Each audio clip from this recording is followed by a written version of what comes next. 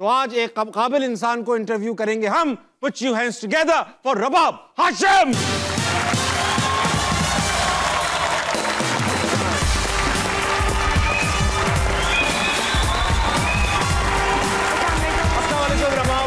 हंसना मनाए, बहुत बहुत शुक्रिया आपके आने का। ये जो हमारी ऑडियंस है इसको आदत पड़ चुकी है कि जो भी गेस्ट देखते हैं उससे शेर एक्सपेक्ट करते हैं।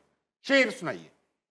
किसी को अपने अमल का हिसाब क्या देते? वाह। सवाल सारे गलत थे, जवाब क्या देते? वाह वाह वाह, प्लीज तशरीफ रखिए। दोबारा रिपीट कीजिएगा प्लीज। किसी को अपने अमल का हिसाब क्या देते? सवाल सारे गलत थे, जवाब क्या देते? बहुत ही अच्छा शेर भाई, वाह। रबाब ऐसा है कि माशाल्लाह इंतहाई एलिगेंट, इतनी टैलेंटेड, खूबसूरत आज की ऑडियंस है, इनके लिए एक बार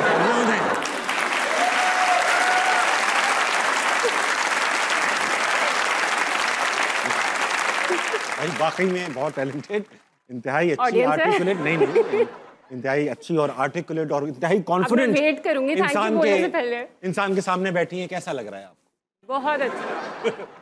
रबाब, ऑनेस्टली स्पीकिंग, जब आपके रबाब ही कहा, मैंने सही कहा रबाब? जी बिल्कुल, अक्सर लोग आपको रुबाब कहते हैं।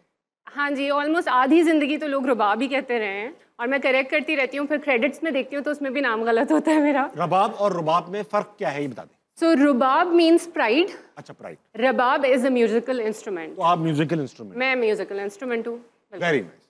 रबाब नाम म्यूजिकल, ये जो इंस्ट्रूमेंट है ये तो इसका ताल्लुक तो नॉर्दर्न एरियाज से है, केपी के में ज्यादा पर्शियन भी इन्फ्लुएंस है थोड़ा सा, पता नहीं अम्मा अब्बा को पसंद था, उन्होंने रख दिया म्यूजिकल इंस्ट्रूमेंट पे नाम। हाँ, वो किसी को जानते थे जिनका नाम था and they always like the name, so they thought कि जब हमारी बेटी होगी तो हम ये नाम, उसका नाम रबाब रखें। जी वाह, वेरी नाइस। अच्छा रबाब, ऐसा है बचपन में आपकी, जब मैंने पढ़ी हिस्ट्री तो पता चला आप एक परफेक्ट बच्ची थी, आप फर्स्ट भी आती थी, आप क्लास प्रीफेक्ट भी थी, आप एक्टिंग में भी शानदार थी। ये जो इतनी बाहर भी आप रही, पढ़ाई वढ़ाई भी आपने कर ली, अब इतनी काबिल थी तो मुल्क के कर्जे माफ करा देती, आपने क्या प्रोडक्टिव काम किया इस काबिलियत का? बात आपकी बिल्कुल ठीक है, क्योंकि मैंने पढ़ा बिजनेस और थोड़ा सा थिएटर भी पढ़ा और कर मैं कुछ और रही हूँ, बट आई थिंक यही फ़र्क होता है। एक बड़ा पाकिस्तानी फार्मूला है हमारे पेरेंट्स का कि जी पढ़ाई पूरी करनी है भाई, MBA होना चाहिए, ये करना चाहिए, तो पेरेंट्स हैड दैट मेंटालिटी।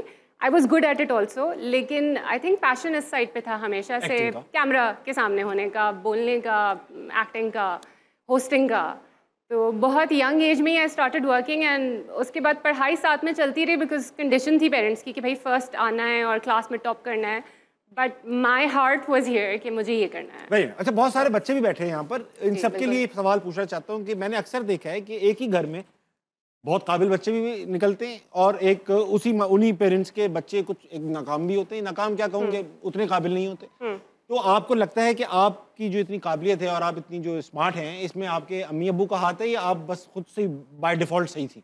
अम्मी अब्बू का बहुत हाथ है भाई, उन्होंने like from a very young age, एक होता है ना बहुत सारे टैलेंटेड लोग होते हैं जिनको डायरेक्शन नहीं मिलती, so they gave me the right direction। मुझे नहीं पता था नैपा क्या है, they found out कि नैपा क्या है, एंड थिएटर जो मैंने इतनी यंग एज में पढ़ा तो उन्होंने डिस्कवर किया। जब मैं पहली दफ़ा ज़िया मोइनुद्दीन साहब के सामने खड़ी हुई थी तो मुझे तो नहीं पता था कि वो कौन है, क्या है, what a legend he is. माँ बाप मेरे बहुत बड़े फैंस थे उनके, तो they knew and I think they give me direction, तो उनको काफ़ी क्रेडिट जाता है। Very nice. अच्छा, अब ऐसा है कि कुछ काम आपने ऐसे भी किए जो सिर्फ 18 साल से ऊपर के लोग करते थे, आपने 12 साल की उम्र में ही कर लिया, यानी थिएटर में अलाउड नहीं थे। क्लैरिफाई करें आप क्या कह रहे हैं? 10 साल की एज में आपने थिएटर के अंदर जो एडमिशन लिया वहाँ 18 साल से कम उम्र के लोग नहीं ले सकते थे। तो आपको क्या, किसकी सिफारिश थी? सिफारिश नहीं थी। जब मैं गई तो मैं एक्चुअली गिटार क्लासेस के लिए गई थी। मैं 7th ग्रेड में थी, मेरी विंटर वेकेशन चल रही थी and I wanted to learn guitar, cool लगता था उस वक्त, और पता चला वहाँ पे Aamir Zaki was a teacher, तो मुझे ये था कि अच्छा मैं क्लासेस लूँगी। बट जब गई तो पता चला एक्टिंग क्लासेस भी हो रही हैं, तो ज़िया साहब थे और मोहसिन शिराजी साहब थे, एंड अम्मी ने उनसे पूछा तो दे स्टार्टेड लाफिंग। उन्होंने कहा मेरे इतने फ्रिंजेस, गोल मुंह, आई वाज 12 years old, उन्होंने कहा हमारा तो A levels के बाद क्राइटेरिया है। तो अम्मी ने कहा आप ऑडिशन ले लें इसका। जस्ट विथ हर कॉन्फिडेंस उन्होंने एक बड़े जोकिंगली कहा कि अच्छा ठीक है, फिर तो हम इंटरव्यू भी करेंगे, और एंड अम्मी वाज लाइक ओके स्क्रिप्ट दे and you know she will be there for the audition.